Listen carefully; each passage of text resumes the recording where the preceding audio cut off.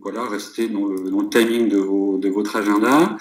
On interviendra et on répondra à certaines de vos questions en direct, et d'autres seront abordées par moi-même à la fin de la présentation, sur une petite dizaine de minutes ou un peu moins. Voilà, donc je vous propose de démarrer ce premier webinaire sur la thématique des chatbots. Alors, pour nous présenter effectivement la mobilerie, donc déjà on est une agence mobile, user-centric, avec effectivement principalement trois expertises autour de l'UX UI, tout ce qui est effectivement parcours utilisateur, les usages autour du marketing mobile au sens large, donc la capacité qu'on a à accompagner les projets à 360 sur toutes les dimensions d'un projet mobile, dans son animation, dans son build, dans son run, et sur toutes les dimensions analytics, innovation, etc. Et enfin, on a un troisième axe de développement autour de tout ce qui est expertise technologique. Savoir qu'on accompagne nos clients dans le choix de technologie qui va être optimisé en fonction des contraintes de leur projet et des enjeux. Voilà, donc notre ADN, vous l'avez effectivement voyé sur la petite slide, donc c'est très focusé sur l'expérience utilisateur. On a grandi avec le mobile. La capacité qu'on a à s'interconnecter avec les systèmes d'information de vos entreprises, et puis bien sûr la dimension innovation sur laquelle on est très présent.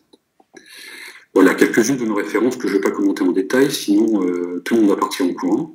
Mais voyez, en fait, la particularité de notre approche, c'est qu'on est quand même sur du multisecteur, c'est-à-dire qu'on n'a pas un secteur d'activité de prédilection.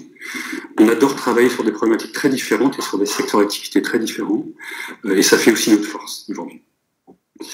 Voilà, donc petite proposition d'agenda auquel on se tiendra à peu près, d'après ce que je lis. Donc déjà, pourquoi effectivement aujourd'hui les chatbots sont légitimes. Voilà une petite définition, on va dire pour les nuls, si on a quelques-uns dans l'auditoire.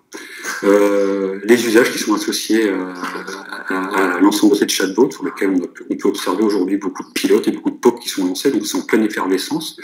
Enfin, effectivement, on va quand même essayer d'illustrer ça par des cas concrets.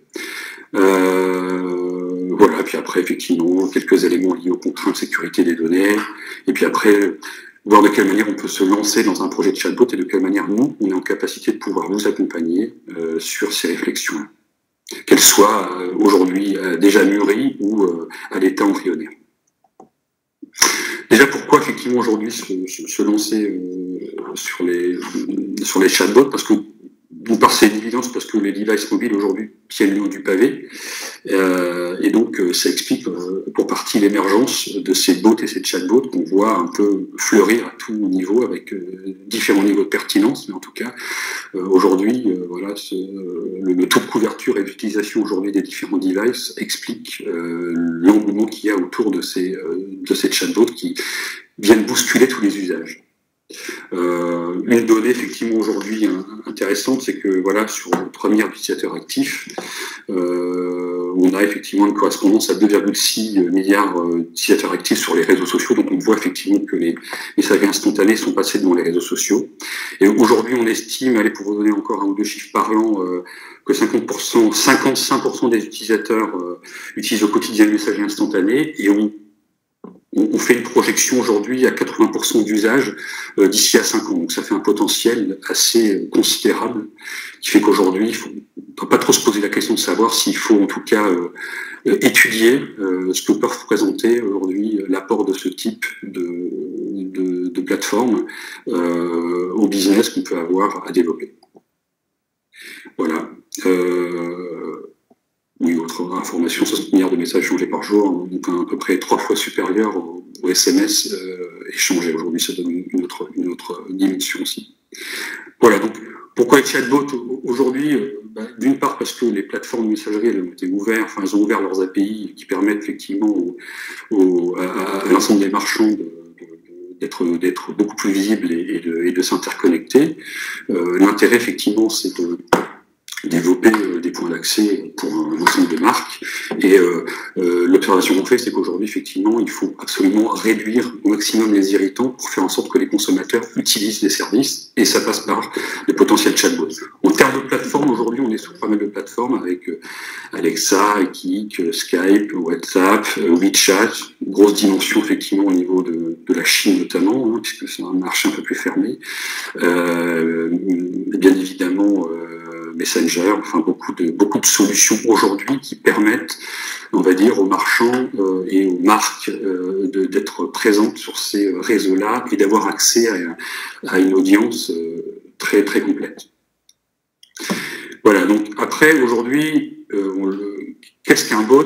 Un bot, c'est d'abord un service qui va d'une part être animé par un ensemble de règles de comportement qui sont prédéfinies, ou relayées par une intelligence artificielle, donc c'est ce qui va faire la nuance entre un bot et un chatbot. L'intérêt, effectivement, c'est que c'est une solution autonome qui va être inclue dans un produit ou qui va être effectivement proposée de manière indépendante d'une application existante ou d'une plateforme existante. Enfin, effectivement, il y a une rupture très claire sur tout ce qui est par rapport à la navigation classique qu'on peut aborder dans une application ou un site. Et enfin, effectivement, on mise sur une approche vraiment conversationnelle et on essaie effectivement de développer un peu plus effectivement la relation entre le client et le conseiller. Et dans cette relation-là, dans une relation one-one. Après, si on peut faire un différentiel entre la notion de chatbot et de bot, le chatbot, effectivement, il va utiliser des règles et des scénarios qui sont prédéfinis, qu'il va falloir travailler en amont. Là où, effectivement, le bot, lui, va être basé sur l'intelligence artificielle, hein, du machine learning. Hein. Donc, plus j'utilise, plus la machine collecte de la donnée et plus elle renvoie une information pertinente. Voilà. Le chatbot lui répond à un lot de commandes, enfin des commandes qui sont précisées, qui sont cinématisées, qui sont construites. Là où effectivement le bot lui va en plus de la prise en compte des commandes, va interpréter, il comprend le langage, même familier, potentiellement des utilisateurs de bots. Enfin, effectivement, le chatbot, lui, il va être basé sur une intelligence relative, donc c'est basé sur la manière dont il a été conçu. Là où effectivement le bot lui va être capable d'apprendre, comme je disais à l'instant, et d'optimiser le niveau de qualité de la réponse qu'il va m'être proposée. Voilà. Ensuite, effectivement, globalement, comment ça fonctionne? Un petit schéma, je ne suis pas un technique, mais l'idée, effectivement, c'est de pouvoir comprendre un petit peu le grand principe. Donc l'utilisateur, lui, va envoyer sa requête, donc, que ce soit d'ailleurs par texte ou au niveau vocal, parce que c'est quelque chose qui va effectivement se développer de plus en plus aujourd'hui, on le verra dans une illustration. Il va envoyer effectivement donc sa requête soit sur l'application, soit sur la messagerie instantanée. Cette même requête, effectivement, va être envoyée et elle va être traduite de manière native pour que techniquement le bot sache l'interpréter. Le bot, lui, ensuite, va communiquer avec le serveur sur lequel on va retrouver potentiellement toute l'intelligence du bot et va envoyer ensuite une réponse cohérente à l'ensemble des requêtes des utilisateurs. Alors, on passe à l'aspect usage aujourd'hui au niveau des bots. On a plusieurs éléments différenciants dans un bot. C'est d'une part, effectivement, être présent, comme je le disais, sur des plateformes de mass market, qui étaient auparavant fermées à tous les annonceurs. Deuxième sujet, effectivement, on va être dans une intégration totale, sans besoin, sans contrainte de téléchargement par l'utilisateur. Donc ça, c'est quelque chose, c'est un irritant supprimé. On va être dans une approche one-one, donc une discussion personnalisée, et qui va même être relayée par le social graph, sur lequel je ne m'appesantirai pas aujourd'hui, si on y passera un petit peu de temps, mais je vous invite à aller prendre de l'information sur cette notion de social graph portée par Google. Une disponibilité H24, j'ai même envie de dire 24/7, donc ça c'est un enjeu important, tout ce qui est problématique d'apport de services, et enfin potentiellement jusqu'au moyen de paiement intégré dans les plateformes, donc une expérience utilisateur assez complète qui va jusqu'à l'achat, parce qu'on est aussi là tous pour faire du business, on va dire. Voilà. Ensuite, j'ai catégorisé quelques familles de chatbots. Vous voyez que le déroulé est absolument fabuleux, je le maîtrise. Voilà, donc j'affiche tout, comme ça on sera tranquille. Voilà. 4 types de chatbots aujourd'hui. Le serviciel qui va apporter un service précis à l'utilisateur. Je pense spontanément à du SNCF, à Voyage SNCF, ce genre de choses.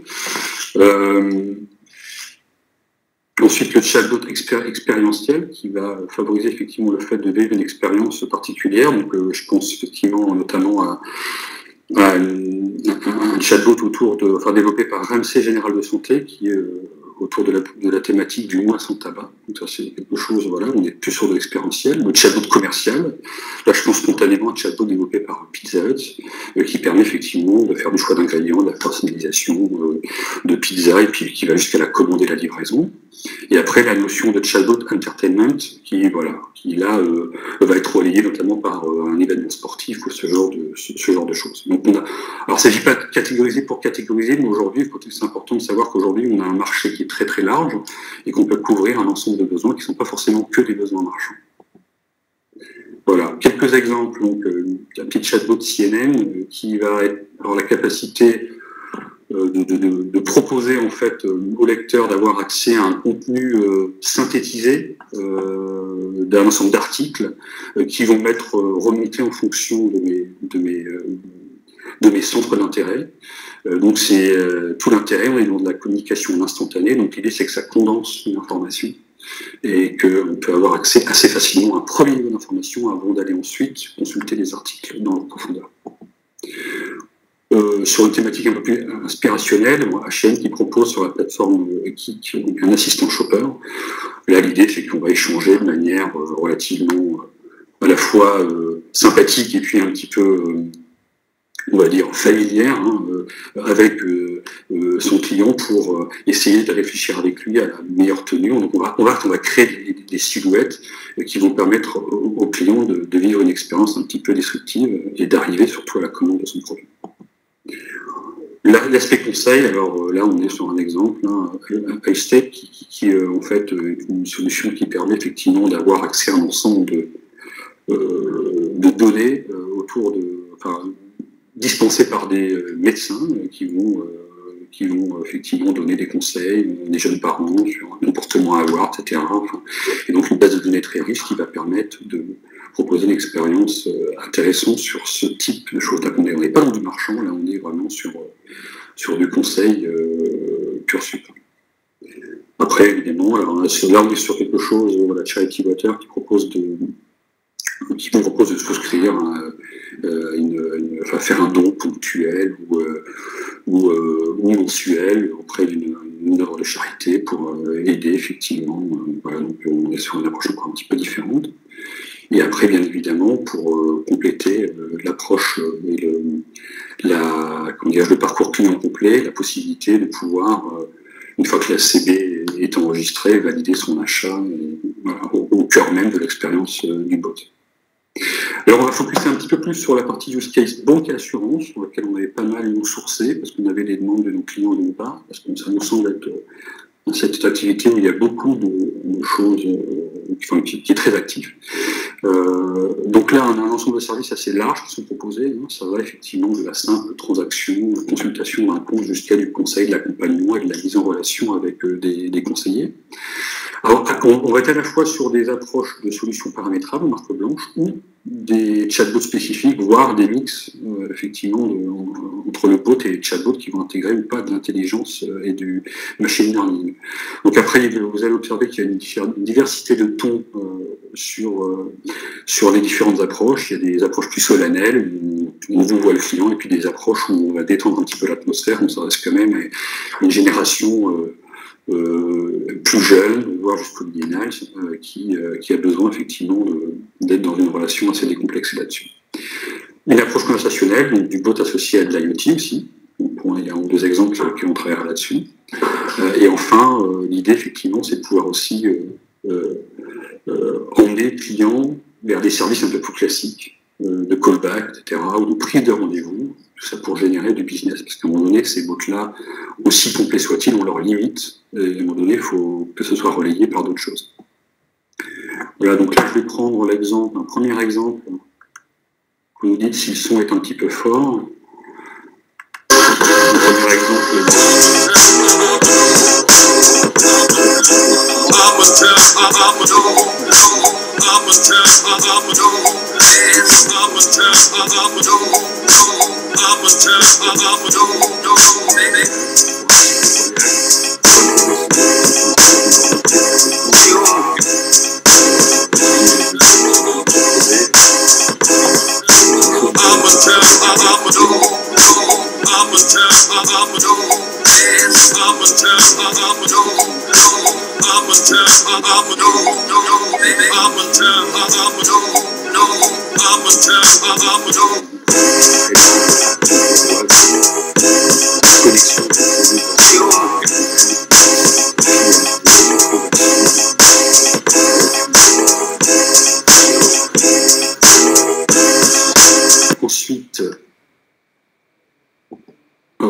Ensuite, on a un second cas, le cas de banking, qui propose aujourd'hui une solution plutôt assez complète de gestion des finances, où je vais pouvoir effectivement gérer un ensemble de comptes courants, enfin des opérations assez classiques et qui va aller jusqu'à la dimension conseil. Alors, je le lance, il y a un petit problème technique, mais c'est bon, ça passe.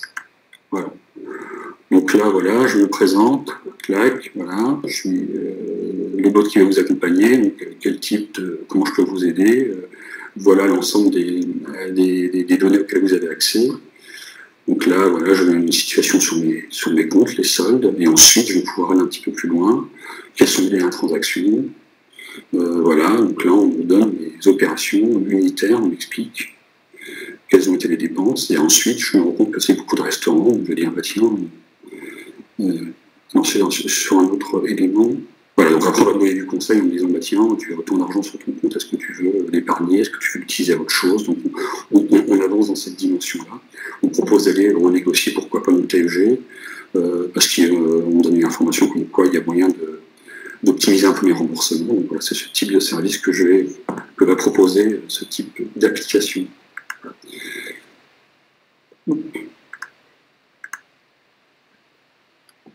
Ensuite, voilà, là on a l'exemple Mastercard, avec une approche conversationnelle. Donc là, on va être dans la diffusion d'un ensemble de contenus assez analytics, où j'ai la possibilité de paramétrer un certain nombre d'alertes pour suivre effectivement certains postes de dépenses. Donc voilà, là pareil, hein, classiquement, présentation des bots. Voilà, est-ce que vous voulez un peu plus d'informations? Là, je dans une communication un petit peu décalée sur qui tu es, je suis un bot, est-ce que vous êtes quelqu'un d'humain, oui, non, peut-être, etc. Donc là, ensuite, je vais pouvoir avoir accès à un ensemble, assez classiquement, dans une arborescence proposée, à un ensemble de données. Là, je vais poser la question, hop, sur ce que sont effectivement les services proposés. Voilà. Je vous laisse observer, regarder un petit peu. Hein.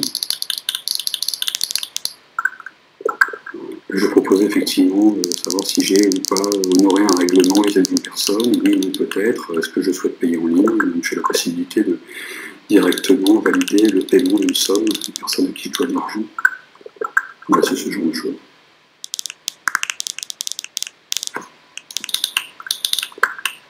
Confirmation de paiement.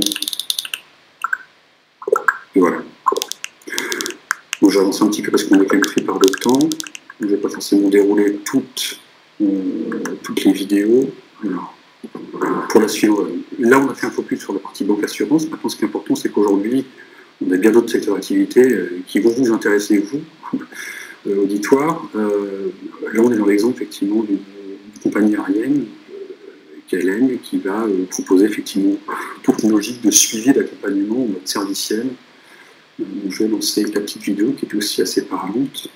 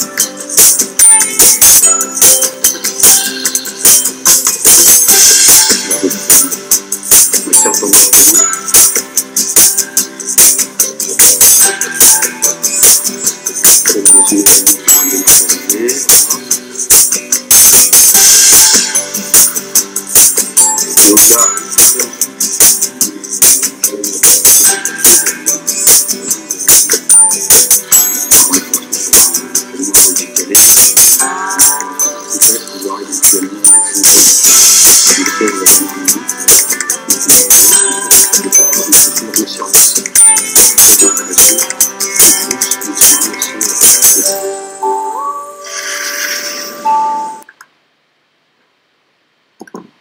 voilà.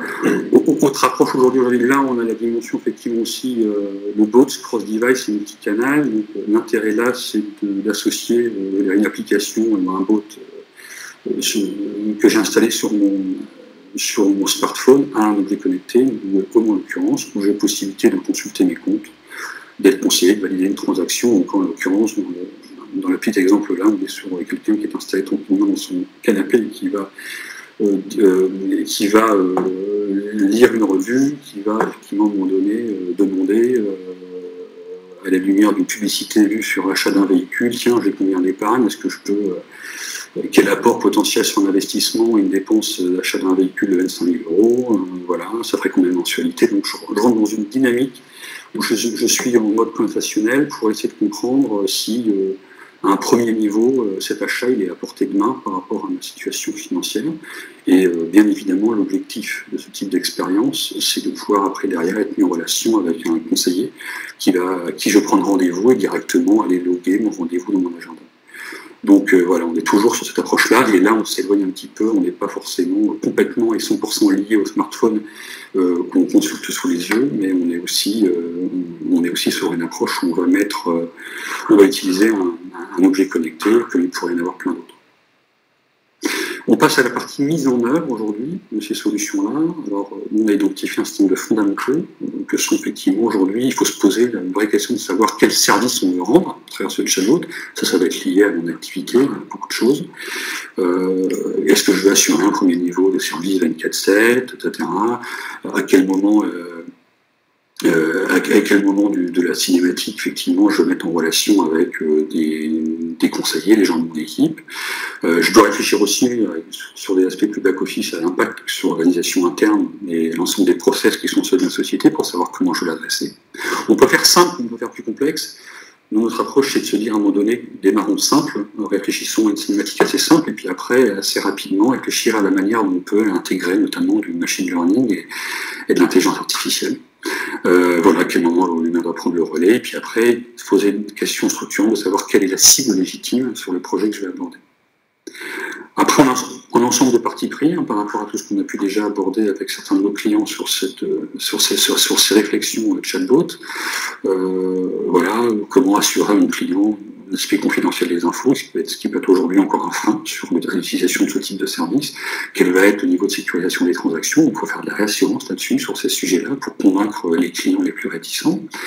Voilà, après il y a la manière, comment je vais communiquer, je parlais tout à l'heure de ton familier, plus solennel, incarner l'identité de marque, c'est ne pas trahir effectivement dans le discours que je vais avoir sur des chatbots, la manière dont j'adresse mes clients, je les tutoie, je les vouvoie, je me permets une petite pointe d'humour, etc. Ce sont ce genre de choses auxquelles il faut penser. Maintenant, l'idée, c'est de proposer une expérience disruptive, donc on a tendance à dire, lâchons-nous un petit peu sur ces aspects-là.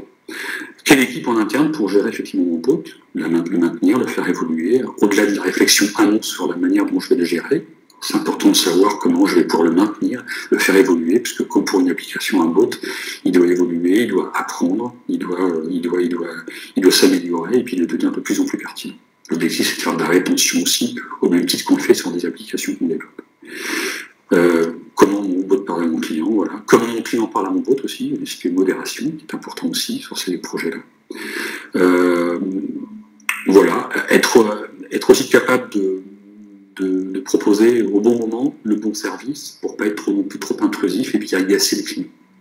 Et après, je suis obligé d'être dans une logique d'accompagnement de ce projet-là, parce que quand mon bot doit apprendre, il faut que je l'assiste d'abord beaucoup dans un premier temps. Et puis après, quand il commence à être de plus en plus autonome, là, j'investis potentiellement moins de temps quand même. Après, on a catégorisé les projets chatbot sur différents points, enfin sur différentes approches. On a un chatbot simple qui intègre pas forcément une arborescence, une cinématique très complexe, qui va être focalisée sur des tâches simples et qui nécessitent effectivement pas forcément des gros niveaux de connexion et des API complexes à mettre en place. On est capable de mener, nous, sur une durée de 2 à 3 semaines, pour titre informatique. Un collectif qui va être capable de réaliser des tâches qui vont être prédéfinies et qui va être un peu plus intégré dans mon système d'information avec des API internes et externes. Là, on considère qu'aujourd'hui, c'est des projets qui vont tourner autour d'un mois, pas forcément des projets très longs d'ailleurs, parce qu'on est quand même sur effectivement des déroulés qui sont quand même déjà un petit peu travaillés en amont par vous en termes de cinématique. Et puis après, on a le vrai assistant personnalisé, le bot complet, qui est très orienté intelligence artificielle, donc machine learning, qui va collecter beaucoup de données, qui est connecté potentiellement à votre CRM, et qui a vraiment des services personnalisés, ou là, qui peut prendre plusieurs mois. Donc, selon les approches, après, on est sur des projets qui vont prendre de quelques semaines à quelques mois. Après, voilà, dans l'approche aussi, au niveau de la vision initiale du projet, il faut d'abord, voilà, je l'ai déjà un petit peu abordé dans les slides précédents, savoir quel est le besoin aujourd'hui de l'entreprise dans le domaine, effectivement, dans ce type de domaine. Pourquoi je veux utiliser un bot? Quelle expérience marketing je veux proposer? Est-ce que je veux générer du lead? Est-ce que je veux aller capter de nouveaux clients? Est-ce que je veux fidéliser des clients actuels? Est-ce que je vais répondre à une problématique qui est identifiée sur mon projet? Ou est-ce que je vais effectivement vouloir proposer quelque chose de disruptif et de différent? Ensuite, il y a effectivement, est-ce que dans un premier temps, je vais travailler sur l'adressage de l'ensemble des sujets très chronophages pour mes équipes et qui demandent de grosses équipes, d'accord, donc qui représentent souvent un goulot d'étranglement au départ d'un service. Donc ça peut être aussi une approche qui peut permettre effectivement de gagner un temps assez important et de rentrer dans une logique héroïste assez vite, avant ensuite de pouvoir faire prendre le relais à des équipes derrière d'hommes et de femmes qui vont répondre à tous ces besoins.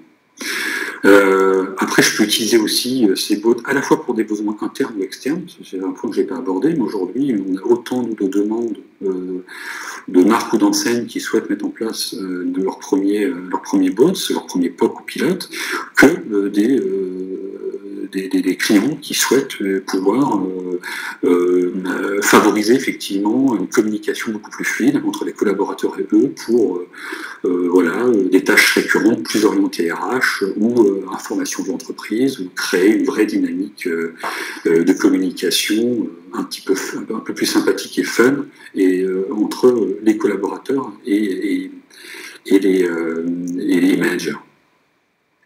Voilà. Donc poser vraiment ces questions sur le besoin initial. Après, les objectifs, c'est-à-dire qu'aujourd'hui, on peut mettre en place assez rapidement un bot simple et qualifier ensuite l'ensemble des demandes des clients de manière plus manuelle par des humains derrière qui vont effectuer un ensemble d'analyses, de diagnostics. Ça peut être des besoins très ponctuels sur ce genre de sujet qui vont permettre d'optimiser une relation client ou un service SAV. Voilà, et enfin, effectivement, il faut savoir où je vais adresser mes clients, où se trouvent mes clients, comment ils communiquent, est-ce que ma cible est adaptée à ce type de projet, et qui vont effectivement adresser mes clients sur les bons canaux tout de suite, c'est important. Voilà. Ensuite, on a déjà un petit peu abordé, mais dans la vision du projet, l'idée c'est de savoir aujourd'hui quel engagement humain je mettrai derrière ce bot, quel va être la redéfinition du rôle du conseiller dans tout ce service-là, de quelle manière il va pouvoir échanger avec son client pour que ce soit complémentaire, parce qu'un bot ne fera pas tout, mais un service effectivement de 10-15 personnes aujourd'hui ne pourra pas adresser les demandes croissantes. Ensuite, il y a les ressources. Voilà. C'est un peu plus développé tout à l'heure, mais l'idée c'est de dire quelles sont les ressources, quels sont les moyens dont je dispose aujourd'hui pour mettre en place imaginer, mettre en avant, construire ce bot. Quel budget je suis prêt à mettre dans cette solution-là, parce que rien n'est gratuit en bas monde. Quels sont les services et les ressources en interne dont je vais avoir besoin.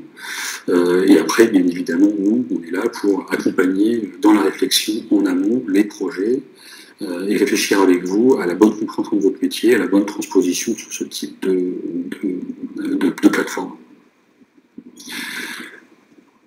Après, bien évidemment, comme sur tous les projets, mobiles, web ou autres, peu importe, il faut mettre en place un ensemble, il faut analyser un ensemble de KPI, il faut mesurer la manière dont aujourd'hui se comportent mes clients face à ce nouveau service.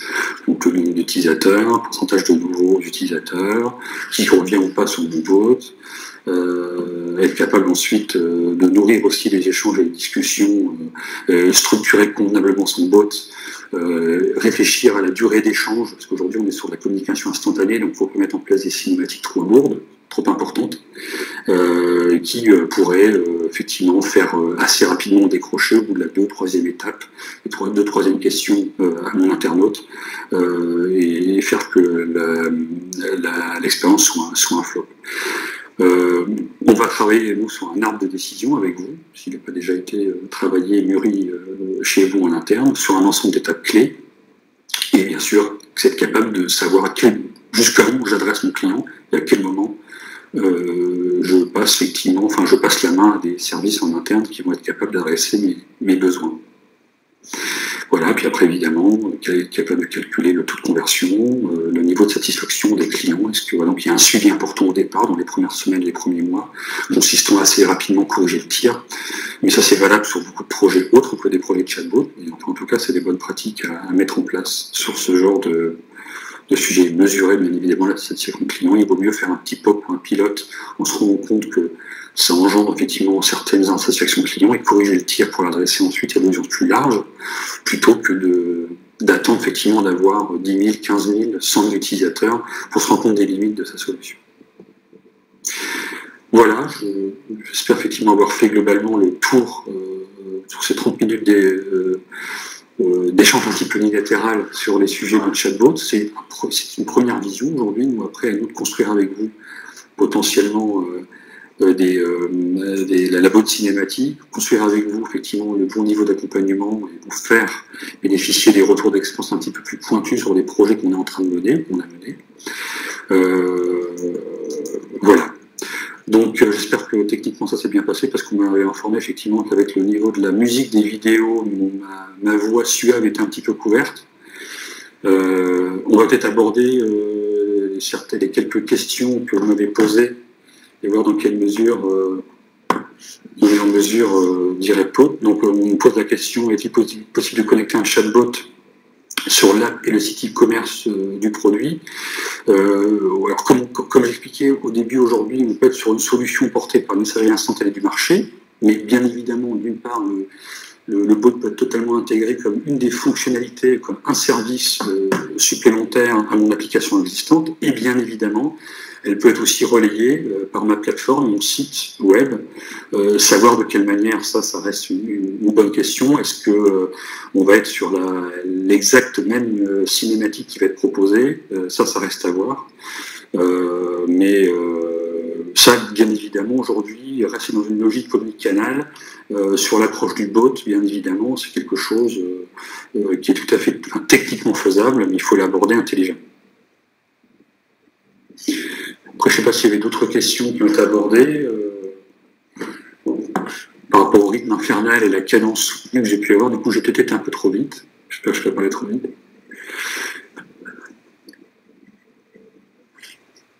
Question 2, vous êtes encore nombreux à être connectés? N'hésitez pas à intervenir en live et en direct sur notre chat pour qu'on puisse continuer à répondre à certaines questions. Je considère que j'ai répondu de manière exhaustive à un ensemble de questions que vous aviez, ou qu'il y a eu une information trop dense, auquel cas vous êtes noué dans cette information et du coup vous vous demandez par quelle lorgnière, effectivement par quel bout aborder ce genre de projet. Après, je précise simplement qu'aujourd'hui, voilà, une fois on se tient à votre disposition s'il fallait, au cas par cas, parce que dans cette présentation, il y a forcément eu des parties pris, c'est-à-dire qu'on a beaucoup adressé des problématiques B2B, moins des problématiques beaucoup des problématiques B2C, et on a moins abordé des problématiques B2B. Donc ça, c'est des questions qui nous sont remontées par des clients qui sont en train de nous interroger sur la problématique chatbot, c'est important. Et donc, aujourd'hui, il faut qu'on analyse ensemble effectivement la manière dont vous, aujourd'hui, vous allez vous adresser à votre client, sur quels canaux, et qu'on réfléchisse ensemble à la manière dont ça peut être adressé. Ça serait important effectivement aujourd'hui aussi pour nous d'avoir un retour sur les commentaires de votre part sur la manière dont vous avez perçu ce webinaire estival. Voilà, vous étiez tout au bord de la piscine, vous étiez peut-être au bureau, un petit peu désœuvré, mais voilà, en tout cas, c'est important pour nous d'avoir des retours. Alors, ces retours, ils peuvent être faits où d'ailleurs, parce que je n'ai pas toute l'information.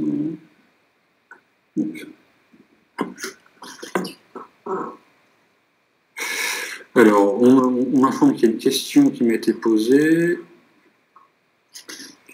Non, je ne la vois pas, là, Philippe, la question. Il faudrait que tu me donnes. Excusez-moi, hein, mais là, j'ai un écran qui affiche pas tout, donc ça n'aide pas.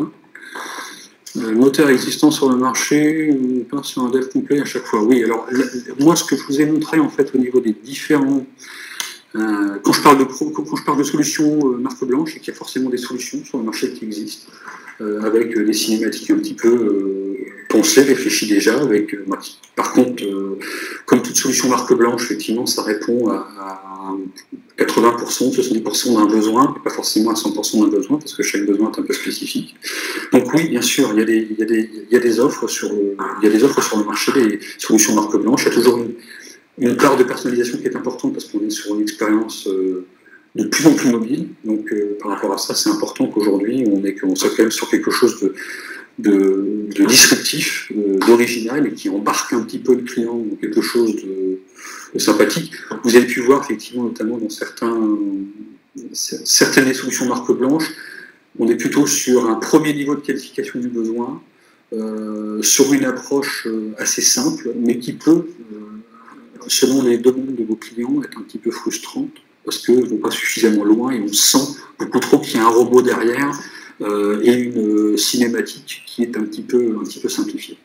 Et bien évidemment, il existe, alors je vous invite à aller voir effectivement, notamment dans les références que j'ai pu pousser dans la présentation, les quelques exemples qui existent de solutions marque blanche, et vous trouverez sans doute des éditeurs et des gens qui se sont spécialisés là-dedans.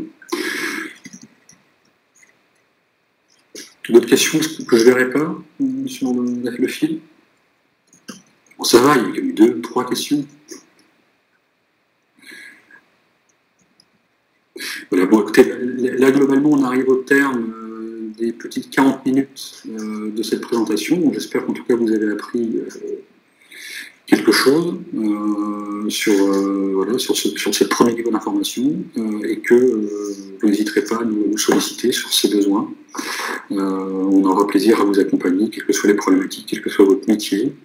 On est convaincu aujourd'hui qu'il y a un vrai enjeu business derrière tout ça, et puis on n'est pas dans un effet pchit comme ont pu l'être d'autres technos, donc à votre écoute pour aborder ces différents points.